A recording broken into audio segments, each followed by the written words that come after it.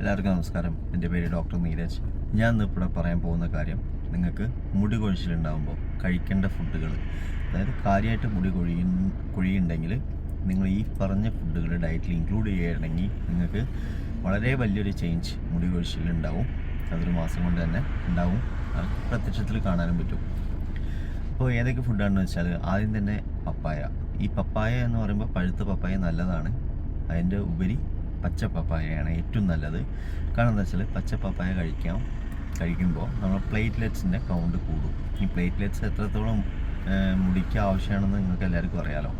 അപ്പോൾ പ്ലേറ്റ്ലെറ്റ്സിൻ്റെ കൗണ്ട് കൂടാൻ വേണ്ടിയിട്ട് എല്ലാവരും പച്ച പപ്പായ കഴിക്കുക. ഇൻഫാക്ട് ലൈക്ക് നമുക്ക് ഡെങ്കിപ്പനിയൊക്കെ ഉണ്ടായിരുന്നപ്പോൾ പ്ലേറ്റ്ലെറ്റ് കോൺസെൻട്രേഷൻ കുറയും, വളരെ കൂടുതൽ കുറഞ്ഞിരുന്നു ഒരു സമയത്ത്. അപ്പോൾ നമ്മൾ പച്ച പപ്പായൻ്റെ ഉപ്പേരി ഉണ്ടാക്കി കൊടുക്കുമായിരുന്നു പേഷ്യൻസിന്, ഉപ്പേരി ഉണ്ടാക്കി കഴിക്കാൻ പറയുമായിരുന്നു പേഷ്യൻസിന്. അതേപോലെ തന്നെ പച്ച പപ്പായ അല്ലെങ്കിൽ പപ്പായ മരത്തിൻ്റെ ഇല നമ്മൾ പറിച്ചിട്ട് അത് മുറിച്ച് വെള്ളത്തിൽ ഇട്ട് ആ വെള്ളം തിളപ്പിച്ച് കുടിക്കാനും പറയുമായിരുന്നു.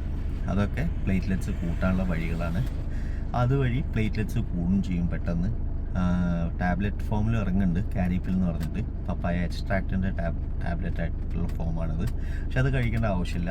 അതിനുപരി നിങ്ങൾ പച്ച പപ്പായ ഡയറ്റിൽ ഇൻക്ലൂഡ് ചെയ്യുക. അത് ഇടയ്ക്കൊക്കെ ഒന്ന് കഴിക്കുക.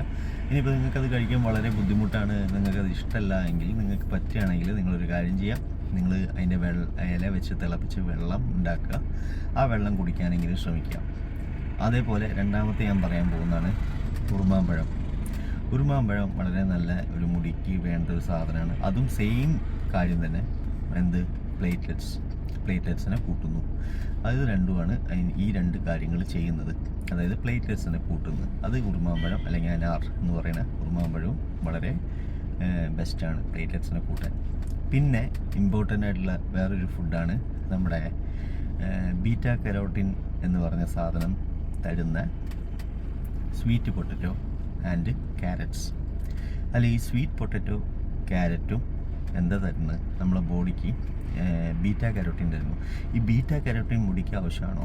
ഈ ബീറ്റ കരോട്ടിൻ മുടിക്ക് എങ്ങനെയാണ് ആവശ്യമാവുക എന്ന് ചോദിച്ചാൽ, ഈ നമ്മളെ ബീറ്റ കരോട്ടിനാണ് പിന്നീട് നമ്മളെ ശരീരത്തിൽ വിറ്റാമിൻ എ ആയി കൺവേർട്ടായി വരുന്നത്. അപ്പോൾ കൂടുതൽ ബീറ്റ കരോട്ടിൻ ഉണ്ടെങ്കിൽ കൂടുതൽ വിറ്റാമിൻ എയും ബോഡിക്ക് കിട്ടും. അതല്ല, കുറവാണെങ്കിൽ വിറ്റാമിൻ എയും കുറഞ്ഞു പോകും. അതുകൊണ്ട് വിറ്റാമിൻ എ എന്ന് പറയുന്നത് മുടിക്കും കണ്ണിൻ്റെ കാഴ്ചയ്ക്കൊക്കെ ഏറ്റവും ഇമ്പോർട്ടൻ്റ് ആയിട്ടുള്ള കാര്യമാണ്. അപ്പോൾ വിറ്റാമിൻ എ കിട്ടാൻ വേണ്ടിയിട്ട് സ്വീറ്റ് പൊട്ടറ്റോയും അതേപോലെ നമ്മളെ ഈ ഞാൻ പറഞ്ഞ ക്യാരറ്റ്സും കഴിക്കുക. ഓക്കെ. അടുത്ത വളരെ നല്ലൊരു നമ്മളെ മുടി കൊഴിച്ചിൽ തടയാൻ സഹായിക്കുന്ന ഒരു ഫുഡാണ് ആൽമണ്ട്സ്. നട്ട്സ് എല്ലാം കഴിക്കരുത്. നട്ട്സ് എല്ലാം കൂടുതൽ കഴിച്ചാൽ ചിലത് കഴിക്കുമ്പോൾ മുടി കൊഴിച്ചിൽ ഉണ്ടാവുക ചെയ്യുക, സെലീനിയം കൂടുതലായതുകൊണ്ട്. പക്ഷേ ആൽമണ്ട്സ് പോലത്തെ സാധനങ്ങൾ കഴിക്കുന്നത് വളരെ നല്ലതാണ്. വേറെ ഒന്നുമില്ല, അതിൽ സിങ്ക് ഉണ്ട്, അതേപോലെ തന്നെ അതിന് വിറ്റാമിൻ എയും ഉണ്ട്, വിറ്റാമിൻ ഇയും ഉണ്ട്. അതേപോലെ തന്നെ വിറ്റാമിൻ ഇ റിച്ച് ആയിട്ടുള്ള വേറൊരു ഫുഡാണ് നമ്മുടെ സ്പിനാച്ചിൽ സിങ്ക് ഉണ്ട്, വിറ്റാമിൻ ഇ ഉണ്ട്. അങ്ങനെ കുറേ കാര്യങ്ങളുള്ളൊരു കാര്യമാണ് സ്പിനാച്ച്. അതായത് ചീര നന്നായിട്ട് കഴിക്കുകയാണെങ്കിലും നിങ്ങൾക്ക് മുടി കൊഴിച്ചിൽ ഒരു പരിധി വരെയൊക്കെ തടയാൻ പറ്റും. അതേപോലെ റെസീഡിങ് ഹെയർലൈൻ റെസീഡായി പോകുന്നതും ഈ ഞാൻ പറയുന്ന ഫുഡുകൾ കഴിച്ചാൽ വളരെയധികം തടയാൻ പറ്റും. പിന്നെ വേറൊരു കാര്യം പറയുകയാണെങ്കിൽ നിങ്ങൾക്ക് മത്തി, അയില, ഈ രണ്ട് മീനുകൾ വളരെ ഇമ്പോർട്ടൻ്റ് ആയിട്ട് നിങ്ങൾ കഴിച്ചിരിക്കണം. കാരണം 2-3 കാര്യം കൊണ്ടാണ്. ഒന്ന്, omega-3 ഫാറ്റി ആസിഡ്സ് വേണ്ടോളം വേണം. രണ്ടാമത്തത് നിങ്ങൾക്ക് വേണ്ടത് ഒരു വിറ്റാമിൻ ഡിൻ്റെ കുറവുണ്ടെങ്കിൽ അത് കറക്റ്റ് ചെയ്യാനും, omega-3 ഫാറ്റി ആസിഡ്സിന് കുറവുണ്ടെങ്കിൽ അത് കറക്റ്റ് ചെയ്യാനും, അതേപോലെ വിറ്റാമിൻ എൻ്റെ കുറവുണ്ടെങ്കിൽ അത് കറക്റ്റ് ചെയ്യാനും ഒക്കെ ഏറ്റവും ആവശ്യമായിട്ടുള്ള ഒന്നാണ് നമ്മളെ മീനുകൾ. എല്ലാ മീനുമല്ല, ചില പ്രത്യേക തരം മീനുകൾ, അതായത് നമ്മളെ മത്തി, അയില അല്ലെങ്കിൽ ഓയിസ്റ്റേഴ്സൊക്കെ പോലത്തെ ആ ഒരു വിഭാഗത്തിലോട്ട് പോകേണ്ടി വരും. പിന്നെ അടുത്തത് പറയുകയാണെങ്കിൽ ഏറ്റവും നല്ല വേറൊരു ഒരു ഫുഡ് എന്ന് വെച്ചാൽ ബെറീസാണ്. സ്ട്രോബെറി പോലത്തെ, ബ്ലൂബെറി പോലത്തെ ബെറീസ് ഫ്രൂട്ട്സാണ്. അതിപ്പോൾ നമുക്ക് എല്ലായിടത്തും കിട്ടി എന്ന് വരില്ല, ബെറീസ്. പിന്നെ നിങ്ങൾക്ക് വേറൊരു നല്ലൊരു ഇൻക്ലൂഡ് ചെയ്യാൻ പറ്റുന്ന ഒരു സാധനം ഫ്ലാക്സ് സീഡാണ്. എനിക്ക് തോന്നുന്നു ഫ്ലാക്സ് സീഡ് നിങ്ങൾ വാങ്ങാൻ കിട്ടും, ചണവിത്ത് എന്ന് പറയുന്നത്. ഫ്ലാക്സ് സീഡ് നമുക്ക് ആമസോണിൽ വാങ്ങാൻ കിട്ടും. ആ ഫ്ലാക്സ് സീഡ് വാങ്ങിയിട്ട് അത് വെള്ളം തിളപ്പിച്ചിട്ട് അതിലിട്ടിട്ട് കുടിക്കുകയാണെങ്കിൽ നിങ്ങൾക്ക് വളരെ കൂടുതലായിട്ട് കുറേ വിറ്റാമിൻ ഇയിലുള്ള ഓക്സിഡൈസിങ് ആയിട്ടുള്ള പ്രോപ്പർട്ടീസ് ഉള്ള ഓക്സിഡേറ്റീവ് സ്ട്രെസ്സിനെ എന്താ പറയുക തകർക്കുന്ന കുറേ ഫാക്ടേഴ്സ് ഉണ്ട്. അതുവഴി നമുക്ക് ഓക്സിഡേഷൻ കാണാനുള്ള ഓക്സിഡേറ്റീവ് സ്ട്രെസ്, അതായത് സെൽ സൈക്കിളിൻ്റെ ഓക്സിഡേറ്റീവ് സ്ട്രെസ്സൊക്കെ കുറയ്ക്കാനും പറ്റും. അതുവഴി നമുക്ക് ഈ ബോഡീൻ്റെ സെൽ സൈക്കിൾ കുറച്ചും കൂടി കാറ്റജൻ ആയിട്ടുള്ള സൈക്കിള്, അതായത് നമ്മളെ ഹെയറിൻ്റെ സൈക്കിള് കുറച്ചും കൂടി ബെറ്ററായിട്ട് നടക്കാനും കഴിയും.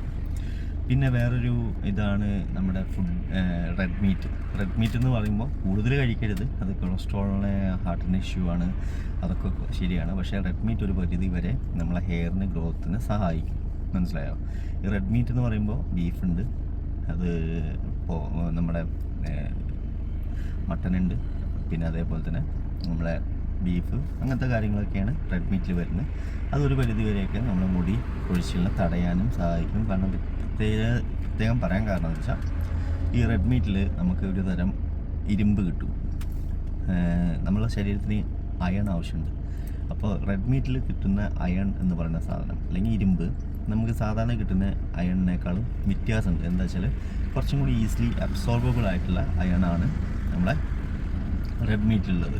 അതുകൊണ്ട് ആ ഒരു അയൺ കുറച്ചും കൂടി ബെറ്ററായിട്ട് ബോഡിക്ക് അബ്സോർബ് ചെയ്യാൻ പറ്റും. അതുവഴി കുറച്ചും കൂടി ഡെഫിഷ്യൻസി ഉള്ള അയൺസിനെ കൂട്ടിയെടുക്കാനും സഹായിക്കും. അതായത് ഡെഫിഷ്യൻ്റ് ആണ് അയൺ കണ്ടൻറ്റെങ്കിൽ അത് കൂട്ടി നോർമലാക്കി ബോഡിയിലോട്ട് കൊണ്ടുവരാനും സഹായിക്കും. എസ്പെഷ്യലി ഇത് സ്ത്രീകൾക്കാണ് ഞാൻ പറയുകയാണെങ്കിൽ ഏറ്റവും ഇമ്പോർട്ടൻറ്റ് റെഡ് മീറ്റ്. കാരണം എന്ന് വെച്ചാൽ അവർക്കാണ് യൂഷ്വലി ഈ അയൺ കണ്ടൻറ്റ് കുറവ് കാരണമുള്ള മുടികൾ കൂടുതലും കൊഴിഞ്ഞു പോവാറ്. ഓക്കെ, അടുത്തത് പറയുകയാണെങ്കിൽ നിങ്ങൾക്ക് റോ എഗ്ഗ് അല്ലെങ്കിൽ ഹാഫ് ബോയിൽഡ് എഗ്ഗ് കഴിക്കുമ്പോൾ മുടി കൊഴിയുമെന്ന് ഞാൻ പറഞ്ഞിരുന്നു.